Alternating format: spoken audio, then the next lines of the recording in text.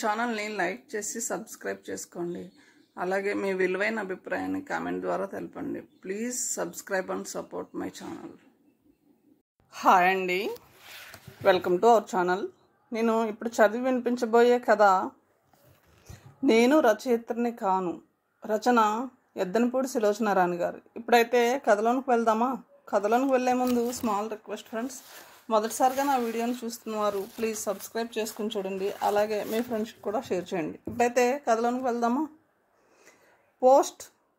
వాకిట్లోంచి కేక వినగానే అమ్మ దగ్గర కూర్చొని ఊసల బ్యాగ్ కల్లుకుంటున్న నేను చదువుకుంటున్న చిన్నన్నయ్య, పక్క గదిలో బాబుని నిద్రపుచ్చుతున్న పెద్ద వదిన ఒక్కసారి బయటికి పరిగెత్తాం.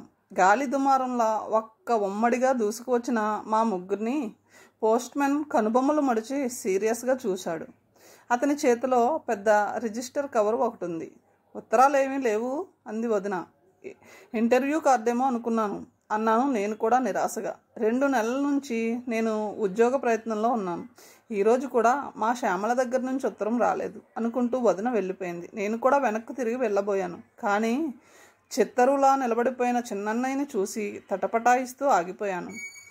అన్నయ్య మొహంలో కనిపిస్తున్న భయంకరమైన భావం నా మనసులో చురుక్కున నాటుకుని కలుక్కుమంది. S Ramakrishna. Postman address చూస్తూ అన్నాడు. అప్పటికే నాకు అదేమిటో తెలిసిపోయింది. అన్నయ్య కళ్ళల్లో కనిపిస్తున్న నిరాశామిశ్రితమైన దృక్కులకి అర్థం కూడా అవగాహనమయ్యింది. అది దాదాపు 2 నెలల క్రితం మా అన్నయ్య మంచి మూడ్లో కూర్చుని రాత్రింబవళ్ళు నిద్రాహారాలు లేకుండా కాలం సంగతి మర్చిపోయి తను అందులో లీనమైపోయి రాసిన నవల. అలవాటు ప్రకారం ఏ మ్యాగజైన్కో వెళ్ళి క్షేమంగా తిరిగి వచ్చింది. వణుకుతున్న చేతులతో సంతకం చేసి అన్నయ్య కవరు తీసుకున్నాడు. సాధారణంగా మామూలు పరిస్థితుల్లో నాకు చిన్నన్నయ్యకి అంతగా పడదు. ఇంకో సమయంలో అయితే ఈ అపజయానికి మనసారా సంతోషించేదాన్ని. విరగబడి నవ్వి చప్పట్లు చరిచి మా బాగా అయ్యింది, రోగం కుదిరింది అని హేళన చేసేదాన్ని. కానీ ఇప్పుడు అన్నయ్యలో కనిపిస్తున్న ఈ భయంకరమైన నిరాశ చూసేసరికి జాలి వేసింది, ఏడుపు కూడా వచ్చింది. ఎంతైనా మా చిన్నన్నయ్య. ఆ క్షణంలో నాకు తెలియని ఆ పత్రికాధిపతిని నమిలి మింగేయాలన్నంత కోపం వచ్చింది. అన్నయ్య అన్నాను. అప్పటికే పోస్ట్ మ్యాన్ వెళ్ళిపోయాడు. చేతిలో పార్సిల్ అలా పట్టుకుని దిగ్భ్రాంతుడైపోయినట్టు చలనం లేకుండా శూన్యంలోకి చూస్తున్న అన్నయ్య పలకలేదు. అన్నయ్య దగ్గరగా వెళ్ళి భుజం మీద చేయి వేస్తూ పిలిచాను. వాడిని పిలవడంలో అంత ఆప్యాయత కనపరచగలనని నేనెప్పుడూ కల్లో కూడా అనుకోలేదు. చిన్నన్నయ్య శూన్య దృక్కులకి నా వైపు మళ్లించాడు. ఆ కళ్ళు ఊరికే నా వైపు చూస్తున్నాయి అంతే, వాటిల్లో జీవం బొత్తిగా లేదు. నా వైపు చూస్తుండగానే వాటిల్లోకి చలనం వచ్చింది. వెంటనే గిర్రున నీళ్లు తిరిగాయి. నా మనసు గిలగిలలాడింది. పెదవులు ఏదో చెప్పడానికి తెరుచుకునే లోపలే రాధా అంటూ ఆ పార్సిల్ నా 2 చేతుల్లో పెట్టి వెంటనే మొహం తిప్పేసుకుని గురుక్కున తిరిగి 2 అంగల్లో గదిలోకి వెళ్ళిపోయి బల్లున తలుపులు మూసుకున్నాడు. అంతా రెప్పపాటులో జరిగిపోయింది. ఈసారి తెల్లబోయి నిలబడ్డం నా వంతయింది. మూసుకున్న తలుపులు ఒక్క ఊపులో తెరుచుకున్నాయి. వాటి మధ్య నుంచి తల మాత్రం బయటపెట్టి, రాధా ఆ కథని తగలబెట్టాయి, దాని మొహం నాకు చూపించుకు అన్నాడు.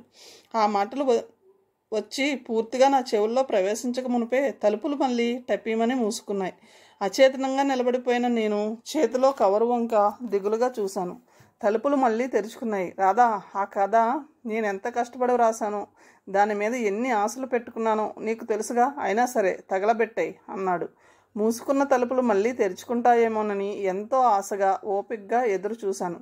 కానీ అలాంటిదేం జరగలేదు. నాలో ఉత్సాహం కూడా చచ్చిపోయింది. నిజం, అన్నయ్య ఆ కథ ఎంత కష్టపడి రాశాడో స్వయంగా నాకంటే ఎక్కువగా ఇంకెవరికి తెలుస్తుంది.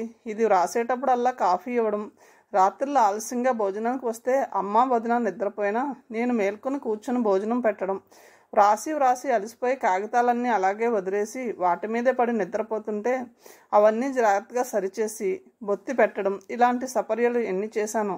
అన్నయ్య కష్టపడి వ్రాసాడు, దానికి తగిన సదుపాయాలు అంతకంటే ఎక్కువ కష్టపడి నేను చేశాను. కానీ ఫలితం లేకపోయింది. కథ చివర ఎక్కడైనా ఆ పత్రికాధిపతికి ఏమండోయ్ నేను కూడా చాలా కష్టపడ్డాను, నిరాశపరచకండి అంటూ ఓ వాక్యం రాసి జత చేసినా బాగుండేదేమో. చిన్నన్నయ్య కథలు ఇలా తిరిగి రావడం మాకు కొత్త ఏమీ కాదు. ఒక్క మాటలో సూటిగా చెప్పాలంటే నాకు బుద్ధి తెలిసినప్పటి నుంచి వాడు కథలు రాసి పోస్ట్ చేస్తూనే ఉన్నాడు. అవి నిక్షేపంగా క్షేమంగా తిరిగి వస్తూనే ఉన్నాయి. ఒక్కోసారి తిరిగి పంపడంలో ఆ పత్రికాధిపతులు చూపించే శ్రద్ధకి నాలో నేనే ఆశ్చర్యపోతూ ఉండేదాన్ని. తిరిగి వచ్చినాయని ఒక్కటి కూడా మచ్చుకి ప్రచురించబడలేదని వీడు నిరాశపడేవాడు కాదు, రాస్తూనే ఉండేవాడు. నేను పెరిగిన కొద్దీ నాతో పాటు అన్నయ్య చిన్న చిన్న కథలు పెద్ద కథలుగా, నవలలుగా, నాటకాలుగా రూపొందాయి. ఈ కథల పిచ్చిలో పడే వాడు బిఏ 4 సార్లు కట్టి కూడా పాస్ కాలేకపోయాడు. మా పెద్దన్న ఎంతో కష్టపడి తన పలుకుబడి ఉపయోగించి ఇప్పించిన 3 ఉద్యోగాలు సకాలంలో వెళ్ళక, సరిగ్గా పనిచేయక, చేసినా దాని మీద శ్రద్ధ లేక వాటిని పోగొట్టుకున్నాడు. అదృష్టవశాత్తు మా పెద్దన్నయ్య దేవుడు కాబట్టి సరిపోయింది. మా నాన్నగారు లేని లోటును ఎప్పుడు ఎందులో మాకు తెలియనీయకుండా పెంచి పెద్ద చేశాడు. ఇక ఉద్యోగానికి చిన్నన్నయ్యకి చొక్క ఎదురని గ్రహించి ఫోన్లేరా ఇంట్లోనే ఉండి ఆ కథలేమిటో జాగ్రత్తగా రాసుకో అన్నాడు. అమ్మకిది ఇష్టం లేదు. ఇల్లు గడిచే బాధ్యత అంతా పెద్దన్నయ్య మీద ఉంది. తనకి వచ్చే 600 రూపాయలతోనే మా ఇంటి ఖర్చంతా వెళ్ళదీసుకోవాలి. అలాగే తినో తినకో మా ఇద్దరికి చదువులు కూడా చెప్పించాడు. ధరలు ఆకాశంలో ఉన్న ఈ రోజుల్లో అన్నయ్య సంపాదన ఏ మూలకి? అది కాకుండా నేను పెళ్లికి ఎదుగు కూర్చున్నాను. అమ్మ అప్పుడప్పుడు పెద్ద అన్నయ్యతో అత్యాసలకి పోక ఈ గుండెల మీద కుంపటిని ఏదో విధంగా దించరా నాయన అనేది. అన్నయ్య నవ్వి నేనేం చేయనమ్మా, అది ఇప్పుడప్పుడే చేసుకోను అని అంత ఖచ్చితంగా చెప్తుంటే అనేవాడు. అవును మరి ఎలా చేసుకుంటాను? అన్నయ్యకి అయిన అప్పులో కనీసం సగం అయినా తీరేదాకా పెళ్లి చేసుకోకూడదని నేను గట్టిగా నిశ్చయించుకున్నాను. అందుకే ఉద్యోగ ప్రయత్నం చేస్తున్నాను. మధ్యాహ్నం 2 గంటలకు వెళ్ళి తలుపులు మూసుకున్న చిన్నన్నయ్యని సాయంత్రం 6 గంటలైనా తలుపులు తీయించలేకపోయినాం. చివరికి వదిన పిలుపు కూడా పనిచేయలేదు. కాఫీ గ్లాస్ చేత్తో పట్టుకుని రాము తలుపులు తీయవా, నేను మీ వదినను కాదా అంటూ బ్రతిమాలడం ప్రారంభించింది. వెదవ కదా, పడకపోతే పోయింది, అందుకని ఇంట్లో అందరి ప్రాణం ఇలా వేపుకు తినాలా, పనికి మాలిన వెదవ అమ్మ విసుక్కుంది. వదిన అమ్మవైపు చొరచొరా చూసింది. మీరు ఊరుకోండి అత్తగారు, అతను అసలే అంత బాధల్లో ఉంటే మధ్యలో మీ తిట్లేమిటి అంది. పెద్దన్నయ్య నన్ను గారాబం చేస్తాడు. వదినకి మా చిన్నన్నయ్య అంటే ప్రాణం. వదిన నా వైపు చూసింది. అందులో అర్థం నాకు తెలుసు. అన్ని అనర్థాలు ఆవిడ ముద్దుల మరితకే వస్తాయి, నాకు ఏవి రావు. వాళ్ళిప్పుడు ఓడిపోయిన పక్షం వాళ్ళు.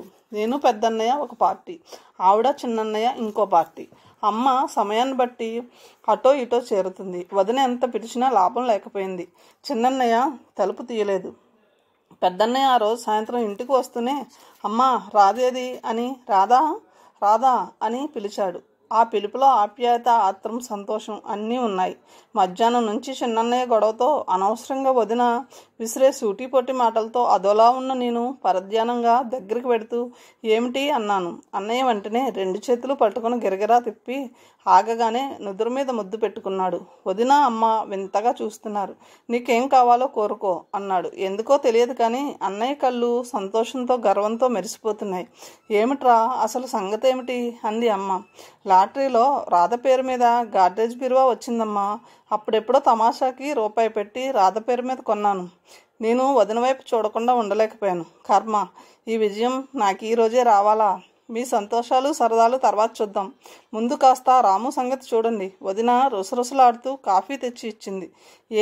ఏమైంది ఆదుర్దాగా అడిగాడు అన్నయ్య. వదిన సంగతంతా ముభావంగా 3 ముక్కల్లో చెప్పింది. అన్నయ్య బూటు విప్పిన మనిషి మేజోళ్ళు కూడా విప్పకుండా త్రాగబోతున్న కాఫీ ఆగిపోయి ఆ గ్లాసు వదినకి ఇచ్చేసి వెళ్ళి చిన్నన్నయ్య గది తలుపు తట్టాడు.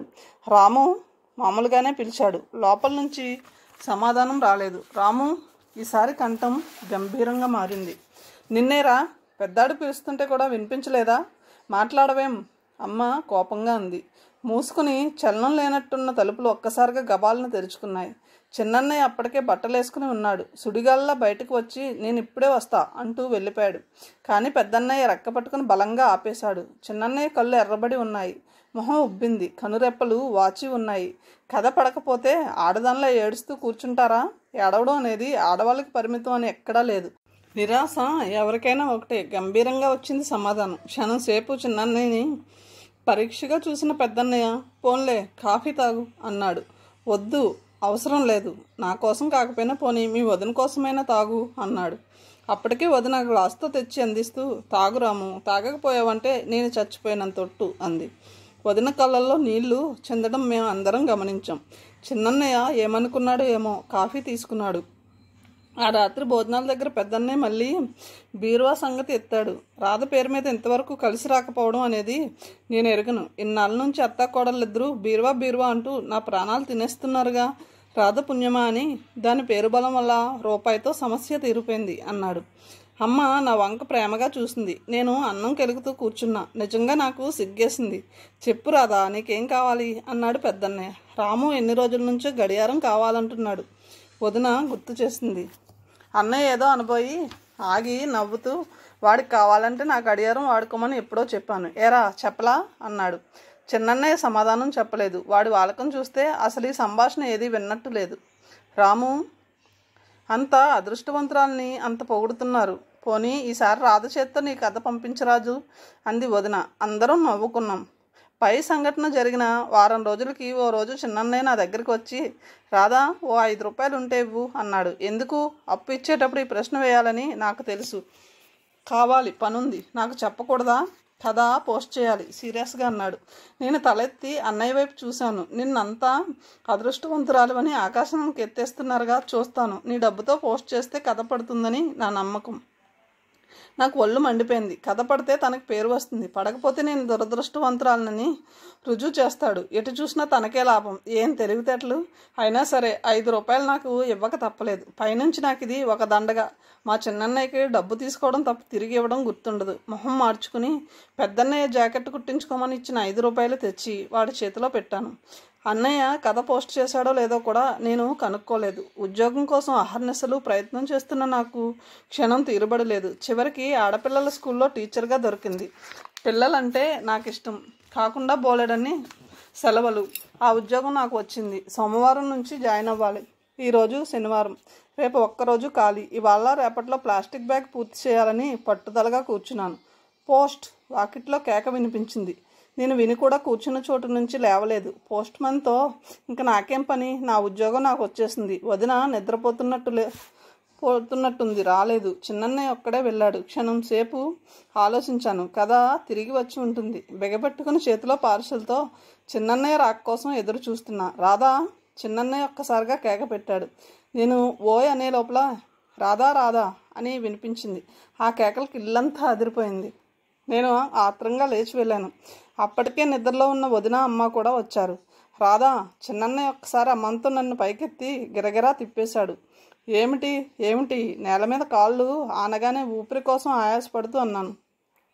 రాధా, నేను ఏమిటయ్యా అది? ఏమిటా కాగితం? టెలిగ్రామ్లా ఉందే. వదిన ముందుకు వస్తూ అంది. వదిన నిజంగా రాధ అదృష్టవంతురాలు. మన రాధ అదృష్టవంతురాలు. నా కథ పడింది కాదు, ఫస్ట్ ప్రైజ్ వచ్చింది. ఒక్కసారిగా వదిన నేను గుండెల మీద చేతులేసుకుని ఆశ్చర్యపోయాం. నువ్వు చెప్పేది నిజమేనట్రా అంది అమ్మ నమ్మలేనట్టు. నిజం అమ్మ, ఇదిగో చూడు టెలిగ్రామ్. మధ్యలోనే వదిన తను లాక్కుని చూసింది. చిన్నన్నయ్య అమ్మ కాళ్ళకి పెన వేసుకుని, అమ్మ ఇప్పటికీ నీ కొడుకు ప్రయోజకుడైనాడు. వెధవా, శని అని తిట్టగలవా నువ్వు? ఇదేమిటి రాము, టెలిగ్రామ్ రాధ పేరు మీద ఉంది అంది వదిన. అవును వదిన, కథ రాధ పేరు మీద పంపించాను. చిన్నన్నయ్య లేచి గాలిలో తేలిపోతున్నట్టు నా దగ్గరికి వచ్చి నా 2 చేతులు పట్టుకుని, రాధా, పేరు నాకు, డబ్బు నీకు. అందులో ఒక్క కాని కూడా నాకు అవసరం లేదు అన్నాడు. నాకు నిజంగా మతిపోయింది. వదిన చేతిలో టెలిగ్రామ్ తీసుకుని చూశాను. నిజమే, టెలిగ్రామ్ నాకే ఇచ్చారు. ఏం మాట్లాడాలో తోచని నేను తడబడుతూ, కానీ అన్నయ్య నేను ఇదెలా, ఇప్పుడే ఉత్తరం రాసేస్తా అన్నాను. వీల్లేదు, ఇప్పుడు కాదు, నవల పూర్తిగా పడని తర్వాత అన్నాడు. నిజంగా నేను రచయిత్రిని కాదు అన్న సంగతి ఆ పత్రికాధిపతులకి తెలియపరచనే లేదు. మొదటి బహుమతి వచ్చింది కాబట్టి నా గురించి వివరాలు తెలపమని, ఫోటో పంపమని వాళ్ళు అడిగారు. చిన్నన్నయ్య తనే స్వయంగా స్టూడియోకి తీసుకెళ్ళి ఫోటో తీయించి నా గురించి లేనిపోని అబద్ధాలు కల్పించి నాకు లేని ఆశయాలు ఉన్నాయని రాస్తూ ఉత్తరం రాశాడు. వారపత్రికలో సీరియల్ ప్రారంభమైంది. ఆ గొడవ ఏమిటో నాకు బొత్తిగా పట్టదు. చిన్నప్పటి నుంచి అమ్మ ఏదో గిలుకుకున్నాడులే అంటే నాకు కూడా అదే అభిప్రాయం ఏర్పడిపోయింది. అసలు పుస్తకాలంటేనే నాకు తలనొప్పి. అంత శ్రద్ధగా గంటల తరబడి కాళ్ళు 2 ముడుచుకుని కూర్చోవాలంటే విసుగు. పువ్వులు గుచ్చడం, తెరలు అల్లడం, కొత్త పిండి వంటలు నేర్చుకోవడం అంటే మహా సరదా నాకు. అన్నిటినీ మించి సంగీతం అంటే ప్రాణం. పాట ఏ భాష అయినా సరే, చివరికి లంబాడీలది, చైనా వాళ్ళది అయినా సరే, భావం అర్థం కాకపోయినా సరే కూర్చుని వినగలను. దురదృష్టవశాత్తు మా ఇంట్లో నా ఒక్కదానికి తప్ప సంగీతం మీద ధ్యాస కానీ ఆసక్తి కానీ ఎవ్వరికీ లేదు. అందుకే నాలో దాన్ని నేర్చుకోవాలనే ఆశ అలా మొదట్లోనే ఎండి వాడిపోయింది. ఇప్పుడు నాకు దొరికిన ఉద్యోగం కూడా నాకు తగినది. పిల్లలతో చక్కటి కాలక్షేపం, తీరుబడి సమయాల్లో ఇల్లు చక్కదిద్దడం, దొడ్లో అమ్మ వేసిన బీర, కాకర మొదలైన పాదులకు నీళ్లు సరిగ్గా అందుతున్నాయో లేదో చూడడం, తీగలని సరిగ్గా పందిరి మీద ప్రాకటించడం, ఇలాంటి పనులతో నాకు తోచదన్న బాధే ఉండదు. పుస్తకాలు చదివే తీరుబడి అస్సలే ఉండదు. అందువల్లనే వారపత్రికలో వరుసగా పడుతున్న సీరియల్ చదవలేదు. పేరు నాది పడినా దానిపై నాకు ఎలాంటి అధికారం లేదు కాబట్టి అది కూడా నాకేమంత ఉత్సాహం అనిపించలేదు. కథ పడింది. చిన్నన్నయ్య దృష్టిలో కూడా నేను అదృష్టవంతురాలని అయ్యాను.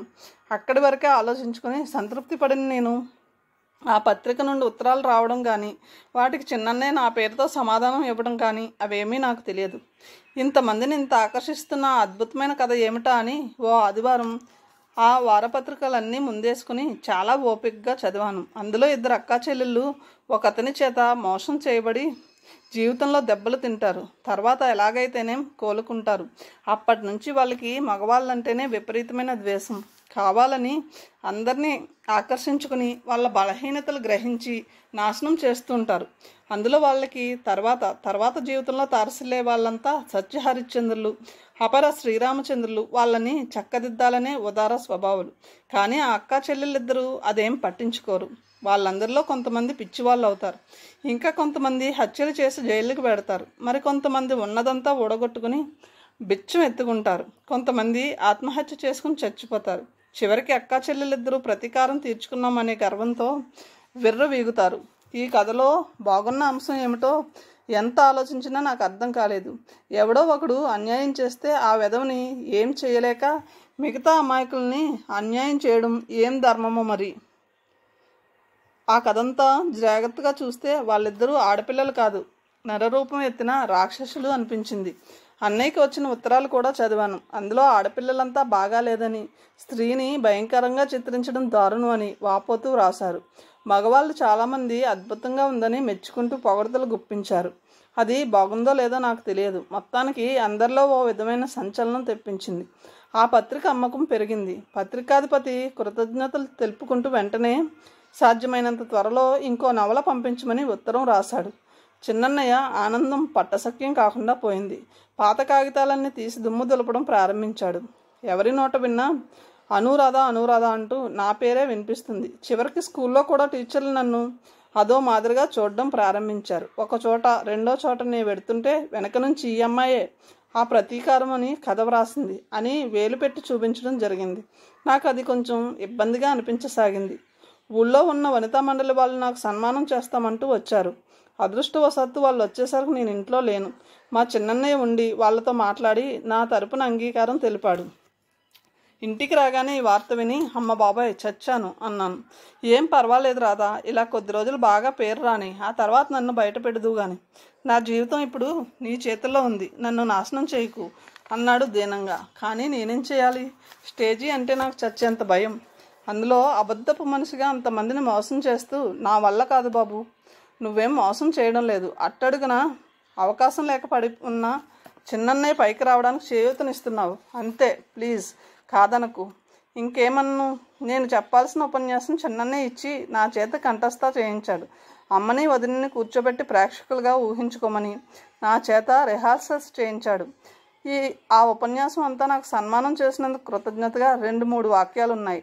మిగతా అంతా మా చిన్నన్నయ్యని గురించి పొగడితే. ఈ కథలు రాయడానికి ఎంత ఇన్స్పిరేషన్ ఇచ్చాడో, ఎన్ని విధాలా సాయం చేశాడో, నా అభివృద్ధిని అందరికంటే ఎక్కువగా ఎంత ఆకాంక్షిస్తున్నాడో అదంతా వివరంగా ఉంది. సన్మానం ఇంకో 3 రోజులుంది. ఎప్పుడూ కంటి నిండా కమ్మటి నిద్రపోయే నేను నిద్ర అంటే ఏమిటో మర్చిపోయాను. ఓ విధమైన భయం గుండెల మీద కూర్చొని నొక్కుతూ ఉండేది. ఎప్పుడా అని ఎదురు చూస్తున్న ఆ సమయం రానే వచ్చింది. పెద్దన్నయ్య ఊళ్ళో లేడు. వదినికి ఒంట్లో బాగాలేదు. అమ్మ ఇలాంటి వాటికి రాదు. చిన్నన్నయ్య వెంట వస్తానని బయలుదేరి తీరా బట్టలు వేసుకున్న తర్వాత రాధా వద్దులేవే, నా స్థానంలో నువ్వు నిలబడి అవన్నీ అందుకోవడం నేను చూడలేను. ఒకవేళ నువ్వు ఆ ఉపన్యాసం ఏదైనా మర్చిపోతే అసలే భరించలేను. నేను రాను, నువ్వు వెళ్ళు అన్నాడు. ఒక్కదాన్ని వెళ్ళక నాకు తప్పలేదు. భయంతో గుండెలు పీచుమంటున్నాయి. కథ డబ్బు రాగానే చిన్నన్నయ్య కొని ఇచ్చిన లేత గులాబీ రంగు చీర కట్టుకుని దానికి సరిపోయే జాకెట్ వేసుకున్నాను. ఆ బట్టల్లో ఎంతో బాగున్నాను. కానీ ఆ ఆనందం నిలవడం లేదు. సభావేదిక మీద అడుగు పెట్టే ముందు కూడా గబగబా చిన్నన్నయ్య నేర్పిన పాటనే వల్లి వేసుకుంటున్నాను. ఆంధ్రప్రదేశ్లో ముఖ్యంగా హైదరాబాద్లో కథలు చదివే వాళ్ళు చాలామంది ఉన్నట్టున్నారు. వచ్చిన వాళ్ళందరితో హాల్ అంతా నిండిపోయింది. నాకు వాళ్ళెవరూ కనిపించడం లేదు. హాలు మొత్తం మీద మా అమ్మ, వదిన, చిన్నన్నయ్య మాత్రమే కనిపిస్తున్నారు. లేకపోతే ఉపన్యాసం మర్చిపోయే ప్రమాదం ఉంది. సభ ప్రారంభమయ్యే ముందు కార్యదర్శిని ఒక ఆవిడ పెద్ద పూలమాల తెచ్చి నా మెడలో వేసింది. వెంటనే కరతాళ ధ్వనులతో హాలంతా మోగిపోయింది. నేను తల వంచి వినయంగా అందరికీ నమస్కరించి మెల్లో దండ తీసి టేబుల్ మీద పెట్టి నా స్థానంలోకి వెళ్ళి కూర్చున్నాను. ఇదంతా చిన్నన్నయ్య చెప్పిందే. ఇక్కడి వరకు బాగానే ఉంది. నా పక్కన కూర్చున్న లావాటి అధ్యక్షురాలు లేచి మాట్లాడడం మొదలుపెట్టింది. బహుశా తీరుబడి కాక ఆవిడ ఈ కథ చదివి ఉండదు. అందుకని దాని గురించి ఏం మాట్లాడలేదు. ఇంత చిన్న వయసులో కథలు రాయగలిగిన నా అదృష్టాన్ని మెచ్చుకుంది. ముందు ముందు ఇంకా మంచి రచయితను కావాలని ఆశీర్వదించింది.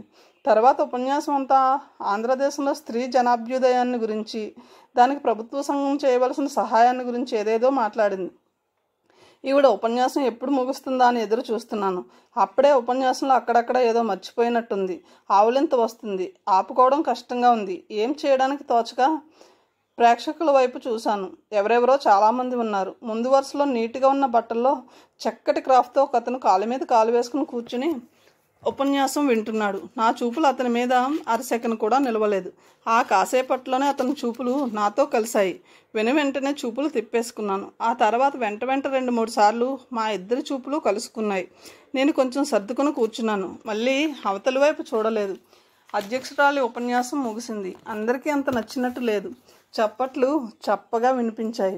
ఇక నా వంతు కాబోలు అనుకుంటున్నాను. కానీ ఇంతలో నాకు దండ వేసిన కార్యదర్శి మైక్ దగ్గరికి వెళ్ళి నిలబడింది. మళ్ళీ ఈవిడ ఎంతసేపో అనుకున్నాను విసుగ్గా. ఆవిడ మాట్లాడడం మొదలుపెట్టింది.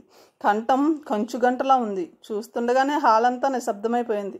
అందరూ శ్రద్ధగా వింటున్నారు. ఆవిడ ఎత్తుకోవడమే పత్రికల వాళ్ళని దుయ్యపట్టడం ప్రారంభించింది. అర్హత లేని వాళ్ళు బహుమతి నిర్ణేతలుగా కూర్చుంటే ఇలాంటి అస్పృష్టమైన రచనల్ని ఆకాశానికి ఎత్తుతారంది. అందరూ తెల్లబోయారు. నేను కూడా తెల్లబోయి ఆవిడ వైపు చూశాను. ఆవిడ వేలు పెట్టి నా వైపు చూపిస్తూ, నిజంగా ఆవిడలో ఏమాత్రమైన వ్యక్తిత్వం ఉంటే స్త్రీని గురించి అలాంటి రచనలు చేసినందుకు సిగ్గుపడాలి. ఇలాంటి రచయితలు సంఘ సంక్షేమానికి ముప్పు తెస్తారు. ఆవిడ చిత్రించినంత భయంకరంగా జుగుప్సాకరంగా ఒక్క ఆంధ్రదేశంలో కాదు, భారతవనంలోనే కాకుండా యావత్ ప్రపంచంలోనే ఏ ఆడవాళ్ళు ఉండరు.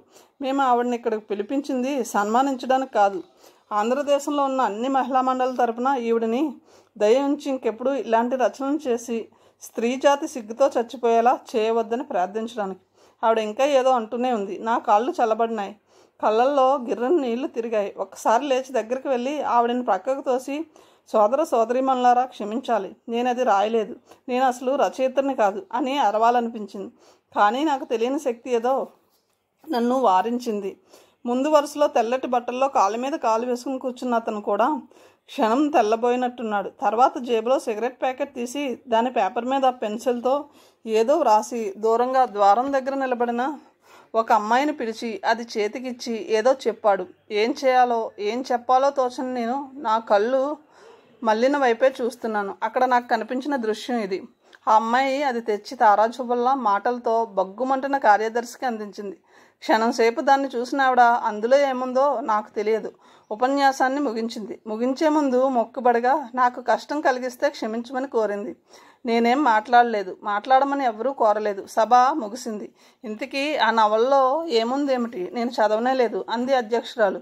నాకు తెలియదు అన్నాడు. అక్కడి నుంచి ఎలా బయటపడాలో నాకే తెలియదు. రండి, నేను డ్రాప్ చేస్తాను అన్నాడా తెల్లబట్టలతను నా పక్కగా నడుస్తూ.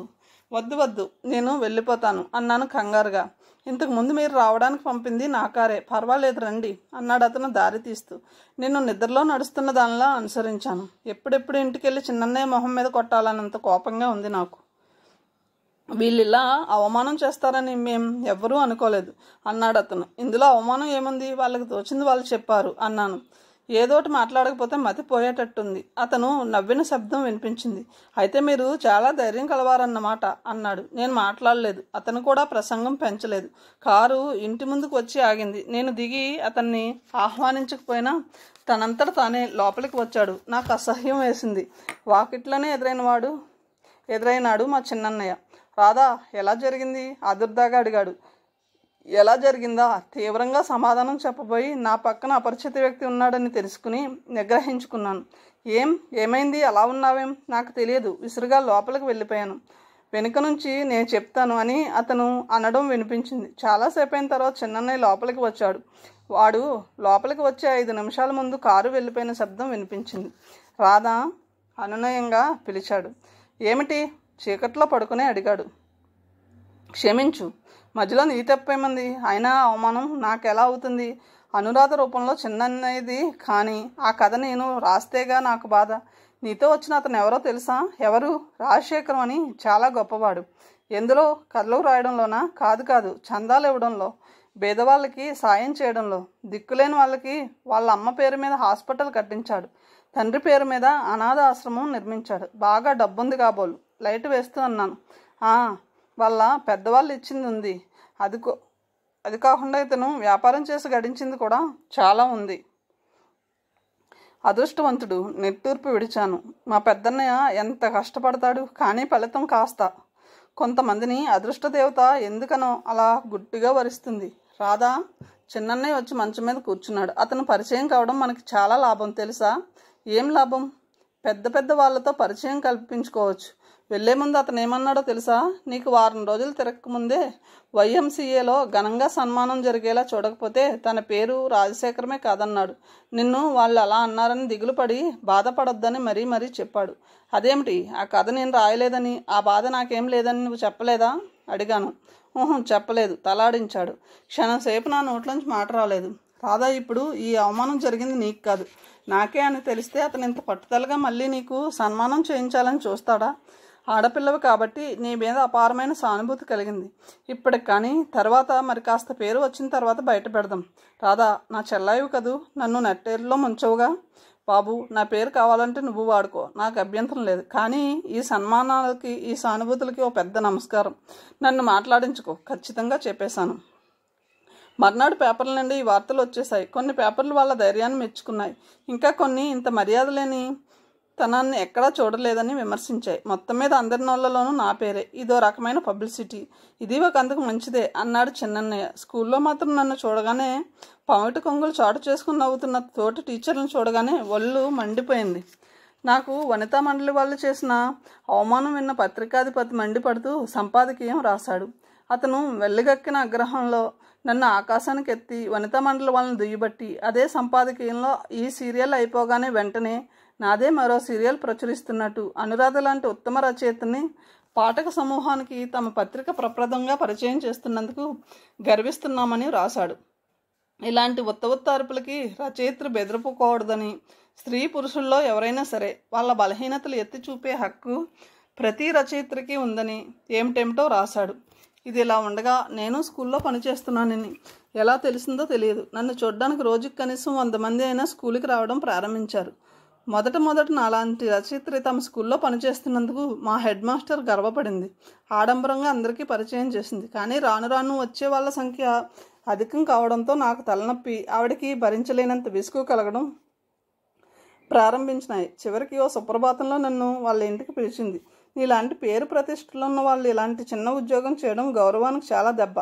రాజీనామా ఇవ్వు అంది. నాకు కళ్ళనీళ్లు తిరిగినంత పని అయింది. చిన్నన్నయ్య గొడవలో పడి అక్కడికి ఇక్కడికి తిరగడంలో స్కూల్ పాఠాలు నిర్లక్ష్యం జరిగిన మాట వాస్తవమే. కానీ దానికోసం నేను ఎంత బాధపడుతున్నానో ఆ భగవంతుడికే తెలుసు. ఇంకెప్పుడు అశ్రద్ధగా ఉండనని ఆవిడని బ్రతిమాలుకున్నాను. ఆవిడ ఏమనుకుందో ఏమో. నన్ను కళ్ళజోడులోంచి నిశ్చితంగా చూసి సరే అంది. బ్రతుకు జీవుడా అని బయటపడ్డాను. కాకపోతే ఇంకా 10 రోజులకైనా నేను రచయితను కాదని బయటపడుతుంది. ఈ గాలి దుమారం సద్దు మనుగుతుంది. అప్పుడు నా పాఠాలు, నా పిల్లలు కాకపోతే నాకు ఇంకేం ప్రపంచం ఉంటుంది? నాకు చెందని దానికోసం నాకున్నది పోగొట్టుకోవడం ఏం వివేకం? రేపే నీకు YMCAలో సన్మానం చేస్తారు. శేఖరం గారు ఫోన్ చేశారు అన్నాడు చిన్నన్నయ్య. నేను తలెత్తి చూశాను. రాధా, నీకు మంచి చీర ఉందా? మొన్న కట్టుకున్న ఆ గులాబీ రంగుది వద్దు, బజారుకి పోదాం రా, ఇంకో చీర ప్రత్యేకంగా కొనుక్కుందువు గాని అన్నాడు. చిన్నన్నయ్య మొహం 1000 వాల్ట్ల ఎలక్ట్రిక్ దీపంలా వెలిగిపోతుంది. చిన్నన్నయ్య గదిలోంచి వెళ్ళబోతున్నవాడు ఆగి వెనక్కి తిరిగి చూశాడు. నేను ఆ సన్మాన సభకి రాను అని అప్పుడే చెప్పాను. అంటే దగ్గరగా వస్తూ అడిగాడు. అంటే నాకు ఇష్టం లేదు, అంతే, దానికి తిరుగులేదు. ఒకవేళ కాదు కూడదని బలవంతంగా పంపించావా, స్టేజీ మీద నేను నీ రహస్యం బయట పెట్టేస్తాను. స్థానంలో నిలబడిపోయిన వాడు కొద్దిసేపు అయిన తర్వాత తెప్పరిల్లాడు. నాతో ఒక్క మాట కూడా అనకుండా మౌనంగా బయటికి వెళ్ళాడు. వాడు అలా ఏమీ అనకుండా వెళ్ళడం చూస్తే నాకు నిజంగా ఆశ్చర్యం వేసింది. ఆ సాయంత్రం అలా ఏం జరగలేదు. ఆ రాత్రి నేను పిల్లల పేపర్లు ముందేసుకుని దిద్దడానికి ఎర్ర పెన్సిల్ కోసం వెతుక్కుంటుండగా పెద్దన్నయ్య రాధా అంటూ గదిలోకి వచ్చాడు. ఏమిటన్నయ్య? వెనక్కు తిరిగాను. పెద్దన్నయ్య వెనకే చిన్నన్నయ్య కూడా ఉన్నాడు. అమ్మ అప్పటికే నా గదిలోనే మంచం మీద పడుకోవడానికి దిండ్లు సరిచేసుకుంటుంది. ఏమిటమ్మా మీ గొడవ అన్నాడు పెద్దన్నయ్య వచ్చి అమ్మ మంచం మీద కూర్చుంటూ. గొడవ ఏమిటి? ఆశ్చర్యంగా అడిగాను. రేపు సన్మానానికి వెళ్ళనంటున్నావటగా? అదా? నా మొహంలోకి రక్తం పొంగింది. కోపంగా చిన్నన్నయ్య వైపు చూశాను. వాడిదేమీ విన్నట్టు తన అసలుకు సంబంధం లేనట్టు క్రిందికి చూస్తున్నాడు. అవునన్నయ్య, వెళ్ళనన్నాను. ఎందుకని? పిల్లల పేపర్లున్నాయి, దిద్దుకోవాలి, కుంటిగా అన్నాను. ఆ సన్మానం పేరు చెప్తేనే నా గుండెలు దడదడలాడుతున్నాయని, ఒళ్ళంతా చెమటలు పోస్తున్నాయని, కాళ్ళు గడగడా వణుకుతున్నాయని వీళ్ళకెలా చెప్పడం? రాధా, పేపర్లు నేను దిద్ది పెడతాను ఆత్రంగా అన్నాడు చిన్నన్నయ్య. అయినట్లే. నువ్వు వేసిన మార్కులు, ఇచ్చిన పేపరు చూసుకుని పిల్లలంతా నాకు మతిపోయిందని వెంటనే ఉద్యోగం నుంచి తీసేయమని గోల చేయకపోతే చూడు. పెద్దన్నయ్య మొహంలో నవ్వు తొంగి చూసింది. పోన్లే అమ్మా, ఎక్కువసేపు ఉండకపోతే మానే, ఓ 10 నిమిషాలుండి పనుందని వచ్చేయి అన్నాడు. లేకపోతే ఒంట్లో బాగోలేదని సాకు చెప్పేయచ్చు అన్నాడు చిన్నన్నయ్య. ఆ పని ఇప్పుడే చేస్తే అన్నాను. చిన్నన్నయ్య మొహం వాడిపోయింది. దీనంగా పెద్దన్నయ్య వైపు చూశాడు. ఆ చూపుకు మా పెద్దన్నయ్య కరిగిపోయాడని వేరే చెప్పనవసరం లేదు. ఫలితం నాకు చిన్న లెక్చరు. చూడమ్మా రాధా, ఇన్నాళ్ళకి వాడి కథలు బయటకు వస్తున్నాయి. అవి కేవలం నీ పేరు బలం వల్లనే అని మా అందరికీ తెలుసు అనుకో. కొద్ది రోజులు పోని, వాడి రచనలు ప్రజల్లో బాగా నాటుకుపోని. ఇప్పుడే తొందరపడి బయట పెట్టడం వాడి భవిష్యత్తుకు అంత మంచిది కాదేమోనని నాకు అనిపిస్తుంది. పేపర్ ఎవరిదైనా రచనలు బాగుంటేగా అంత సంచలనం తెచ్చేది. నిజంగా వీడిలో ఆ అపూర్వమైన కళ ఉంది. ఆ కళని ప్రోత్సహించడానికి మనకు చేతనైన విధంగా మనం సహాయపడడం కర్తవ్యం కదమ్మా. వెళ్ళు, రేపు ఆ సన్మానానికి వెళ్ళాలి నువ్వు. పెద్దన్నయ్య చిన్నన్నయ్యని చూస్తున్నాడు. ఎందుకో తెలియదు కానీ ఆ కళ్ళల్లో వాడిని అలా చూస్తుంటే లీలగా గర్వం కదలాడింది. ఈ కాస్త దానికి ఇంత గొడవ దేనికి రాదా? పోనీ వెళ్ళకూడదు అంది అమ్మ. అమ్మకి ఈ మధ్య నా మీద కంటే కూడా చిన్నన్నయ్య మీద ఆపేక్ష ఎక్కువైపోయింది. మొట్టమొదటి కథ డబ్బు రాగానే తెచ్చి అమ్మ చేతిలో పెట్టి, అమ్మ ఇంక నన్ను అప్రయోజకుడని తిట్టకు, మనిషికి డబ్బు సంపాదించడం ఒక్కడే ప్రయోజకత్వం కాదు అన్నాడు. అమ్మ వాడిని దగ్గరకు లాక్కుంది. వదిన కళ్ళు నీళ్లు తుడుచుకుని ముక్కు చీదింది. ఇలాంటి కథలు 4-5 రాస్తే నా పెళ్లి తేలిగ్గా ఏ అప్పు లేకుండా చేసేయొచ్చని చిన్నన్నయ్య అన్నాడు. అది అమ్మ మనసులో బాగా పడింది. ఆ రోజే YMCAలో నాకు సన్మానం. చిన్నన్నయ్య నాకు ప్రత్యేకంగా లేత నీలం రంగు చీర తెచ్చాడు. దానికి మ్యాచ్ అయ్యే జాకెట్ నా దగ్గర ఉంది. ఆ బట్టలు వేసుకుని అమ్మకి నమస్కరిస్తున్నాను. చిన్నన్నయ్య, రాధా, అచ్చు నీలిమేఘంలా ఉన్నావు, కానీ ఈ రంగు ఫోటోలో అంత బాగా పడదేమో, ఇంకా కొంచెం ముదురు రంగు తేవాల్సింది అన్నాడు. రాధా, ఇన్ని సంవత్సరాల నా జీవితంలో ఒక్కసారి కూడా నీకు ఇంత మంచి చీర కొనిపెట్టలేకపోయాను. తన కాళ్ళకి నమస్కరిస్తుండగా పెద్దన్నయ్య లేవదీస్తూ అన్నాడు. అన్నయ్య, నాకు తెలియకుండానే నేను పెద్దన్నయ్య చేతిలో వాలిపోయాను. అభిమానాన్ని, ఆదరాన్ని డబ్బుతో కొలుస్తున్నావా? చిన్నన్నయ్యకి నా వల్ల ఒక ఉపకారం ఉంది కాబట్టి నాకు లంచంగా కొనిపెట్టాడు. లేకపోతే కనీసం ఒక్క జాకెట్ గుడ్డైనా కొనడు. ఆ సంగతి నాకు తెలుసు అన్నాను. నీ మొహం అంది అమ్మ. పెద్దన్నయ్య, వదిన చిన్నన్నయ్య కోపం వస్తుందేమోనని కంగారుగా వాడి వైపు చూశారు. కానీ వాడు తీయగా నవ్వుతూ, రాధా, టైం అయింది అన్నాడు. ఈరోజు నాతో పాటు అన్నయ్యలిద్దరూ, వదిన కూడా వస్తున్నారు. అన్నయ్య వదిన వెనుక ఉన్నారు. నేను చిన్నన్నయ్య ముందు నడుస్తున్నాం. చిన్నన్నయ్య జేబులోంచి ఓ పొట్లం తీసి, రాధా, ఇదేమిటో తెలుసా అన్నాడు. అందులో తెల్లటి పొడి ఉంది. ఏమిటది అన్నాను. విషం. ఇందులో సగం తిన్నా ప్రాణం 10 నిమిషాల్లో పోతుంది. నువ్వు స్టేజ్ మీద ఈ రహస్యం బయట పెట్టడం మొదలుపెట్టి పూర్తయ్యే లోపల నేను ఈ ప్రపంచంలో ఉండను. తలెత్తి అన్నయ్య కళ్ళల్లోకి సూటుగా చూశాను. బెదిరిస్తున్నావా? లేదు, నాకు కొద్దిగా అవకాశం ఇవ్వమని, ఇంకా కొన్నాళ్ల పాటు ఎంత కష్టమైనా నిన్ను ఓపిక పట్టమని ప్రార్థిస్తున్నాను. అదిగో అన్నయ్య, వదిన వస్తున్నారు. పొట్లం చప్పున జేబులో దాచేసుకున్నాడు. ఆ రోజు నిజంగా స్టేజ్ మీద బయట పెట్టేయాలని గట్టిగా నిశ్చయించుకున్నాను. కానీ నా మనసులో ఈ రహస్యం వాడు ఎలా కనిపెట్టాడో నాకే అంతు పట్టడం లేదు. చిన్నన్నయ్య చేతిలో ఆ పొట్లం చూసిన తర్వాత నా నిర్ణయం రూపు లేకుండా ఎగిరిపోయింది. మా కారు వచ్చి వైఎంసీఏ ఆవరణలో ఆగింది. అప్పటికే అక్కడ వరుసగా నిగనిగలాడుతూ నిలబడిన కార్లను చూసేసరికి నా ప్రాణం ఎగిరిపోయింది. పెదవులు తడారిపోయాయి. నా పక్కనే కూర్చున్న చిన్నన్నయ్య చెయ్యి నొక్కి భయపడకు అన్నాడు మెల్లిగా. మా కారు ఆగగానే ఆ రాజశేఖరం అన్న అతను ఇంకో నలుగురు కారు దగ్గరికి వచ్చారు. అతను నేను క్రిందటిసారి చూసిన దానికంటే హుందాగా, నాకు గుర్తున్న దానికంటే పొడుగ్గా హుషారుగా ఉన్నాడు. చిన్నన్నయ్య పెద్దన్నయ్యని వదినని పరిచయం చేశాడు. పెద్దన్నయ్యతో అతను కరచాలనం చేస్తున్నప్పుడు నాకెందుకో ఇద్దరూ ఒకరిని ఒకరు జాగ్రత్తగా పరిశీలించడం కనిపించింది. లోపలికి వెళ్ళాం. అప్పటికే హాల్ అంతా కిటకిటలాడుతుంది. అన్నయ్యలిద్దరూ వదిన నా నుంచి విడిపోయి ముందు సీట్లలో వాళ్ళ కోసం ప్రత్యేకించిన స్థానాల్లో కూర్చున్నారు. నా అరచేతులు చెమటతో తడిసిపోయినాయి. అక్కడంత గాలి ఉన్నా ఊపిరి ఆడినట్టు అనిపించింది. నాకు తెలియకుండానే ఒక్కసారి విరగబడి బిగ్గరగా నవ్వాలనిపించింది. కానీ ఎలాగో విశ్వ ప్రయత్నం మీద శరీరంలో ప్రతి బిందువు కూడదీసుకుని అలాంటి పని జరగకుండా నిగ్రహించుకున్నాను. రండి అంటూ శేఖరం అనే అతను తీసుకువెళ్ళి వేదిక మీద ఉన్న కుర్చీలో కూర్చోబెట్టాడు. అక్కడున్న నలుగురిని పరిచయం చేశాడు. హోరుమంటున్న నా చెవులకి వాళ్ళు ఏమంటున్నారో వివరంగా వినిపించలేదు. నమస్కారం చేసి కూర్చున్నాను. ఏవేవో క్లబ్ల తరపున ఎవరెవరి పేరులో చెబుతూ నాకు దండలు వేశారు. రాజశేఖరం సభికులకి నన్ను పరిచయం చేసి అధ్యక్షుడిని మాట్లాడమని కోరాడు. సుదీర్ఘంగా ఉన్న ఉపన్యాసంలో అసలు రచయిత అంటే ఏమిటి అని అర్థం చెబుతూ రచనలు ఎలా ఉండాలి అని వివరించారు.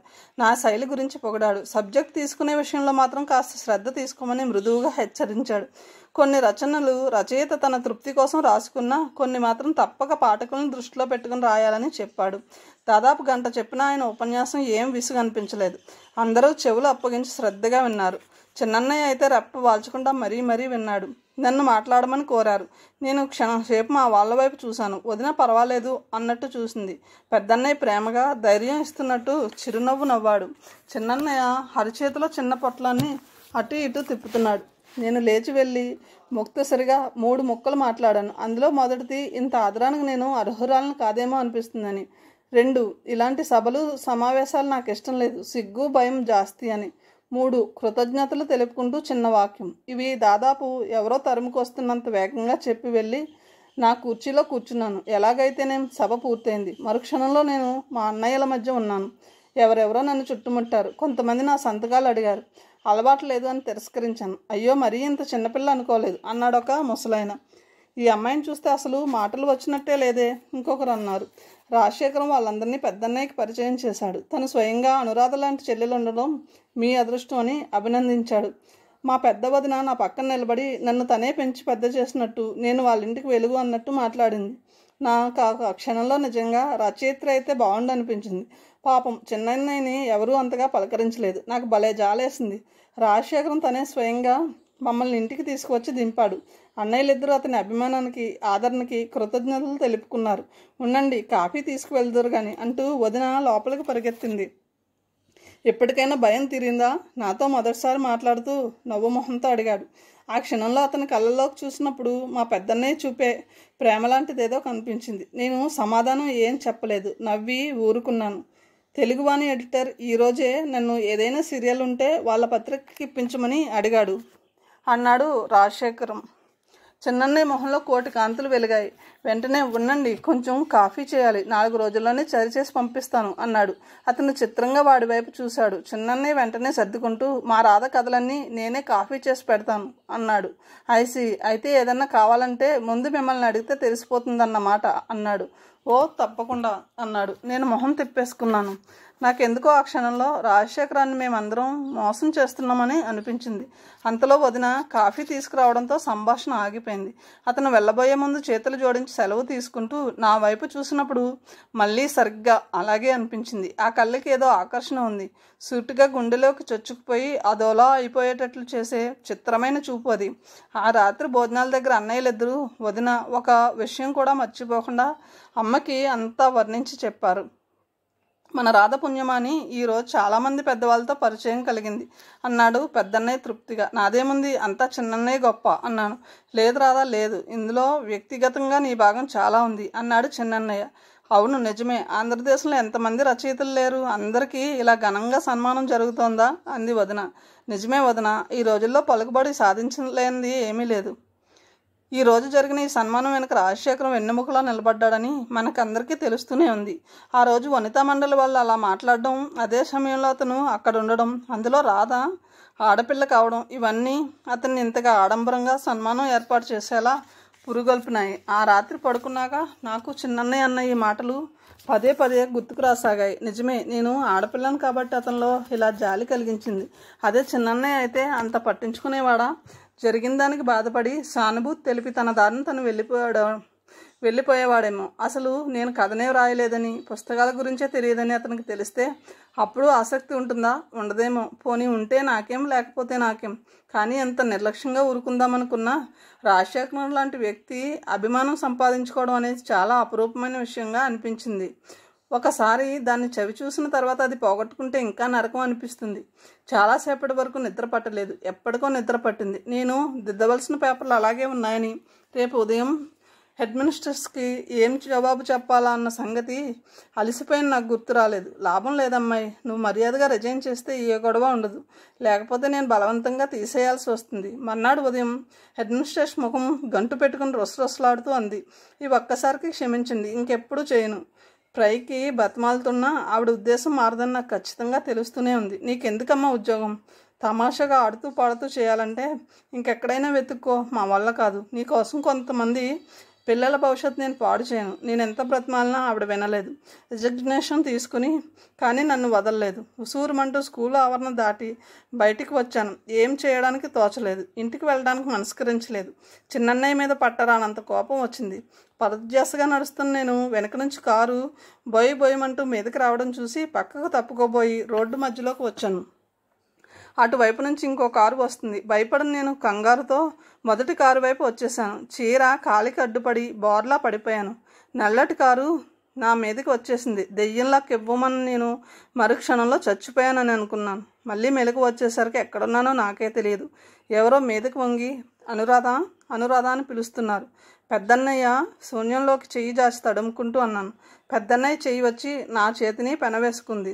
నేను ఎక్కడున్నాను? నాకేమైంది? నేను చూడలేకపోతున్నాను. ఎందుచేత? నా కళ్ళు పోయావేమోనన్న ఊహ నన్ను పిచ్చిదాన్ని చేసింది. దిండు మీద నుంచి లేవబోయాను. లేవకు, పడుకో, నీకేం కాలేదు. నుదుటి మీద దెబ్బ తగిలింది అంతే. నా కళ్ళు పోలేదు కదూ భగవాన్ అంటూ నా కంఠం వణికింది. వెంటనే బలమైన చెయ్యి ఒకటి నా భుజాల క్రిందికి వచ్చి, అలాంటి మాటలు అనుకో, ఇదిగో ఈ బ్యాండేజ్ విప్పుతాను, ఇంకొంచెం షేపు చూడు, తల వెనుక ఉన్న కట్టు విప్పుతూ అంది ఆ కంఠం. ఇప్పటికే కొద్దిగా నాకు ఆ మాట్లాడేది పెద్దన్నయ్య కాదని తెలిసింది. మరి ఎవరు? చిన్నన్నయ్య అసలే కాదు. బ్యాండేజీ విప్పడంతో నా కళ్ళు తెరిపిడి పడ్డాయి. కానీ ఎడం కన్ను తెరవలేకపోయాను. చాలా బాధగా అనిపించింది. కుడి కన్ను మామూలుగానే ఉంది. చేత్తో ఎడం కన్ను తడిమి చూసుకున్నాను. కన్ను బాగా వాచి ఉంది. కనుబొమ్మ పైన గాయం ఉంది. క్షణంసేపు నా ఎదురుగా నిలబడిన అతను ఎవరో నాకు తెలియలేదు. ఏం భయపడకు, నిన్ను చూసి నా కారు బ్రేక్ వేశాను కాబట్టి సరిపోయింది, లేకపోతే అతడు ఆగిపోయాడు. ఇంతలో ఫోన్ మోగింది. వెళ్ళి తీసుకుని, అవునవును నేనే. మీ సిస్టర్ నా కారు క్రింద పడింది. కంగారు పడకండి, పెద్ద దెబ్బలేం తగలలేదు. ఇప్పుడే మీ ఇంటికి కారు పంపి మీకు ఫోన్ చేశాను. మీరు సీట్లో లేరని చెప్పారు. ఎస్, ఏం భయం లేదు, మాట్లాడుతుంది. నేను ఒక్క కన్నుతో అతని వైపు చూస్తున్నాను. అతను ఫోన్ పెట్టేసి నా దగ్గరికి వచ్చాడు. బ్యాండేజ్ కట్ అయినా వద్దు, మా అన్నయ్యని అమ్మని చూసిన తర్వాత అన్నాను భయంగా. ఫ్యాన్ జేబులో చేతులు పెట్టుకుని నా వైపు క్షణంసేపు పరిశీలనగా చూసిన అతను చిరునవ్వుతో మానవ హృదయాలని, వాటిలో ఈర్ష్యని, ద్వేషాన్ని, పట్టుదలని అంత బాగా చూపిస్తూ, నువ్వు ఆ నవల ఎలా రాసావో నాకు ఇప్పటికీ ఆశ్చర్యంగానే ఉంది అన్నాడు. నేను రాయలేదు, మా చిన్నన్నయ్య రాశాడు. నాలుక చివరి దాకా వచ్చింది. ఇంతలో తలుపు తెరుచుకుని అమ్మ, వదిన, చిన్నన్నయ్య రావడంతో ఆగిపోయాను. ఎంతో ఆదుర్దాగా వచ్చిన వాళ్ళు పెద్ద మంచం మీద తెల్లటి దుప్పటి మీద పడుకుని రాజశేఖరంతో మాట్లాడుతున్న నన్ను చూసి కాస్త తేరుకున్నారు. అప్పటికి అమ్మ కన్నీళ్లు దాచుకోలేకపోయింది. శేఖరం జరిగిందంతా క్లుప్తంగా చెప్పి డాక్టర్ ఏం భయం లేదన్నాడని, ఇప్పుడే వస్తా అంటూ గదిలో నుంచి వెళ్ళిపోయాడు. శేఖరం తిరిగి వచ్చే లోపలే పెద్దన్నయ్య వచ్చాడు. వస్తూనే మంచం దగ్గరికి వచ్చి కూర్చుని 2 చేతులతో నా తలని దగ్గరికి తీసుకున్నాడు. శేఖరం వెంటే నౌకరు అందరికీ కాఫీ, హార్లిక్స్ తెచ్చాడు. మీ వాళ్ళందరినీ చూడడం అయిందిగా, బ్యాండేజ్గా కట్టేనా అన్నాడు నవ్వుతూ. నేను మా పెద్దన్నయ్య గుండెలకి ఖర్చుకుపోతూ, అన్నయ్య వద్దు, 2 కళ్ళు మూసేస్తే నాకు భయం వేస్తుంది. ఇక కళ్ళు తిరిగి రావేమో, మిమ్మల్ని ఎవరిని చూడలేనేమో అనిపిస్తోంది. నాకు ఒక కంటికి బ్యాండేజ్ చాలు అన్నాను. అన్నయ్య ఇబ్బందిగా శేఖరం వైపు చూశాడు. అతను అటువైపు తిరిగి వచ్చి మంచం మీద రెండో పక్కన కూర్చుని ఒక కన్ను మీదకే బ్యాండేజ్ వచ్చేట్టు కట్టాడు. అది పూర్తి చేసి లేచి నిలబడి నవ్వుతూ, ఈ అమ్మాయిని మీరంతా ఆప్యాయంగా సున్నితంగా పెంచారు. ఇలా పెరిగిన అమ్మాయి అంత తీవ్రంగా ఘాటుగా ఆ నవల రాయడం వింత కదూ అన్నాడు. పెద్దన్నయ్య నా వైపు చూశాడు. చిన్నన్నయ్య మొహం తిప్పేసుకున్నాడు. అమ్మ వదిన మాట్లాడలేదు. మరో గంట తర్వాత శేఖరం కారులోనే నేను ఇంటికి వచ్చేసాను. శేఖరం వెళ్ళబోయే ముందు నా దగ్గరికి వచ్చి నవ్వుతూ, ఈ యాక్సిడెంట్ మీద ఒక కథ రాయకూడదు అన్నాడు. నా మొహం ఎర్రబడింది. తప్పకుండా రాస్తుంది, మీకు అంకితం కూడా ఇస్తుంది అన్నాడు చిన్నన్నయ్య హుషారుగా. క్షణం సేపు నా వైపు చూసిన అతని చూపుల్లో మళ్ళీ లీలగా అదే ఆప్యాయత, సున్నితమైన తీయటి భావం ఒకటి కనిపించింది. అతను వెళ్ళిపోయాడు. నాకు మాటిమాటికి అతని మొహమే గుర్తు రాసాగింది. నా కళ్ళు పోతాయేమో అని నేను వాపోయినప్పుడు భగవాన్ అంటూ అతని కంఠం వణకడం కూడా పదే పదే జ్ఞాపకం వచ్చింది.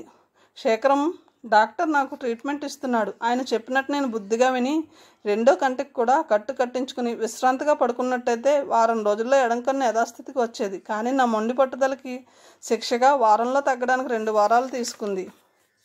ఈ 2 వారాల్లో శేఖరం మా ఇంటికి దినం విడిచి దినం దాదాపుగా ఏదో ఒక సమయంలో వచ్చి పెడుతూనే ఉన్నాడు. వచ్చినప్పుడల్లా వెంట పువ్వులో పళ్ళో ఏవో ఒకటి ఉంటూనే ఉంటాయి. ఆంధ్రదేశంలో ఆడపిల్లకి అలా పరాయి మగవాడు పువ్వులు ఇవ్వడం ఆచారం కాదని అతనికి తెలియదు. ఈ ఫారెన్ వెళ్ళొచ్చిన వాళ్ళతో ఇదే బాధ అన్నాడు విసుగ్గా. పెళ్లి కాని పిల్లకి పెళ్లి కాని అతను ఇవ్వచ్చు, అభ్యంతరం లేదు అన్నాడు చిన్నన్నయ్య. అమ్మ వద్దిన ఇద్దరు అదేదో పెద్ద జోక్లా విరగబడి నవ్వడం చూసి నాకు ఒళ్ళు మండిపోయింది. రోషం కూడా వచ్చింది. ఆ సాయంత్రం శేఖరం వస్తే నేను మాట్లాడలేదు. కావాలని చాలా ముభావంగా ఉన్నాను. అలా ఉన్నారేం? అప్పుడప్పుడు నువ్వు అనే అతను మధ్య మధ్య మీరు అని గౌరవించడం ఎందుకో నాకు అర్థమయ్యేది కాదు. కానీ మీరు కంటే నాకు నువ్వు అని పిలవడమే బాగుండేది. ఎలా ఉన్నాను అన్నాను విసుగ్గా, నాలాంటి వాళ్ళని ఒక్క క్షణం కూడా భరించలేనట్టు. చీచీ, అదేం కాదు. ఈ మంచం మీద ఇలా రోగిష్టిదానిలా పడుకోవడం విసుగ్గా ఉంది, అంతకంటే ఏం లేదు. నా కంగారు చూసి అతను నవ్వాడు. కానీ ఆ తర్వాత ఎక్కువసేపు కూర్చోలేదు. వెళ్ళబోయే ముందు ఆగి, మీకు ఏ పుస్తకాలు ఇష్టం అన్నాడు. నాకా ఒక్క క్షణం ఆలోచించి చందమామ అన్నాను. అని వెంటనే నాలుగు కొరుక్కున్నాను. నా రహస్యం బయటపడింది. అయిపోయింది. కథను ఇంతటితో ముగిస్తున్నాను. తిరిగి తర్వాయి భాగంతో కలుద్దాం. Thank you.